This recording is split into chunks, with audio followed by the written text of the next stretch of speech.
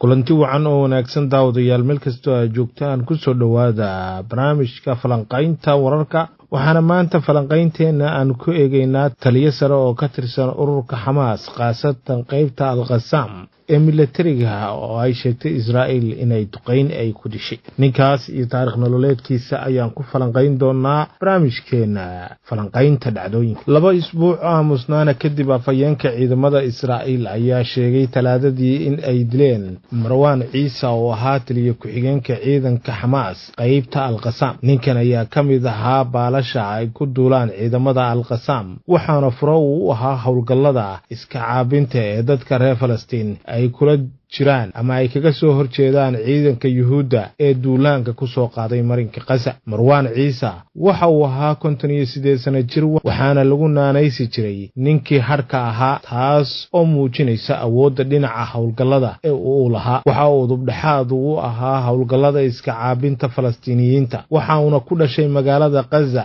oo lagu dilay talaadadii aan soo dhaafnay. Marwan waxa uu ka soo jeedaa qoys Falastiini ah oo ka soo barakacay tuulo yar oo u dhow magaalada Ashkelon oo ka mid ah dhulka la qabsaday sanadkii 1948. waxa uu dubdhaxaad u ahaa howlgallada iska caabinta Falastiiniyiinta. Kacdoonkii ugu horeeyay ayuu ku biiray Marwan ururka Xamaas. Maamulka Yuhuudda ayaa xilligaas xidhay waxaana xidhnaa 5 sano oo xabsi ah. sidaasi oo kale maamulka Falastiiniyiinta ayaa isagana xidhay 10 sano oo xabsi ah. sanadkii 2000 ayaa la sii daayay wuxuuna xilligaasi wixii ka dambeeyay uu ka qayb galay isaga iyo Saalax shahada dib u dhiska ciidamada Xamaas qaasatan qaybta al-Qassam. warbaahinta Israa'iil ayaa waxa ay sheegaysaa inuu aad u yaqaanay luqadda cibriga oo ay ku hadlaan dadka Yuhuudda. Marwan Ciise waxa uu soo qabtay jagooyin badan ilaa uu noqday ku-xigeenka taliyaha guud ee guutooyinka al-Qassam.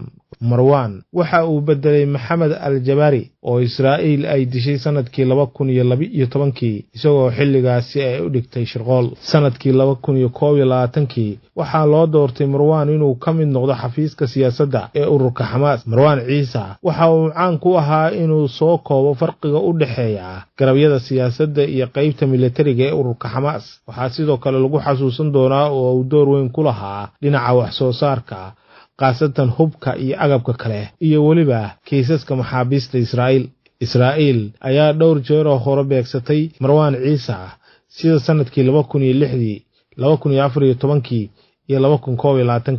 Israa'iil ayaa ku eedeysay 3 nin ee ugu sareeya ciidamada Xamaas oo kala ah Marwan Ciise, Maxamed Daa'if iyo Yaxya Sinwar inay soo abaabuleen weerarkii dhagaha loogu furay maamulka Yuhuudda ee 7 Oktoobar 2023 ka dhacay marinka Gaza kaas oo lagu weeraray saldhigyo badan oo ay lahaayeen ciidamada militariga ee Israa'iil. weerarkaasi Yuhuudda waxa kaga dhintay ilaa 1300 oo qof oo isugu jira dad shacaba iyo waliba ciidan halka maxaabiisna laga qabsaday. dagaalka hadda socda dadka reer Falastiin waxa kaga dhintay 32,400 halka 74,800 qofna ay ku dhaawacmeen dagaalka wali ka soconaya marinka Gaza ee gardarada ah.